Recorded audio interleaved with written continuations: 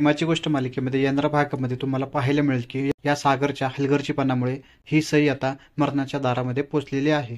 तर प्रेक्षकांना झालं असं की घरातील सगळे वादविवाद झाल्यानंतर नेहमीसारखं सकाळी सागर नाश्त्याच्या टेबलवर बसलेला असतो आणि मुक्ता त्याच्यासाठी कॉफी बनवते आणि सांगते की आता तुम्हाला हेच भेटेल।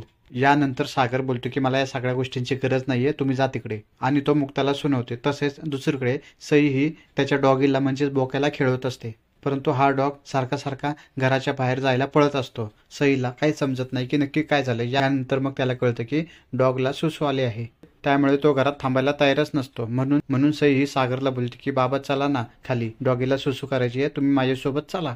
इकडे सागर तिच्यासोबत जायचं सोडून मला असली फालतू कामं करायला टाइम नाहीये, मला ऑफिसमध्ये खूप काम आहे, मला ऑफिसमध्ये जायचंय। हा सागर तिच्यासोबत जात नाही, त्यामुळे ही सई एकटीच जाते आणि खाली कुत्र्यासोबत असताना चुकून सईच्या हातातला पट्टा तिच्या हातातून सटकतो आणि हा डॉगी म्हणजेच बोका इकडे तिकडे पळत सुटतो आणि ही सई सुद्धा त्याच्या मागे धावत असते। आणि इतक्यात या सईचा खूप मोठा अपघात होताना आपल्याला दिसणार आहे आणि अपघात होत असताना खूप मोठा आवाज सुद्धा होतो, त्यामुळे घरातील सगळे बाहेर पळत येतात। तेव्हा त्यांना दिसतं की या सईचा अपघात झालेला आहे।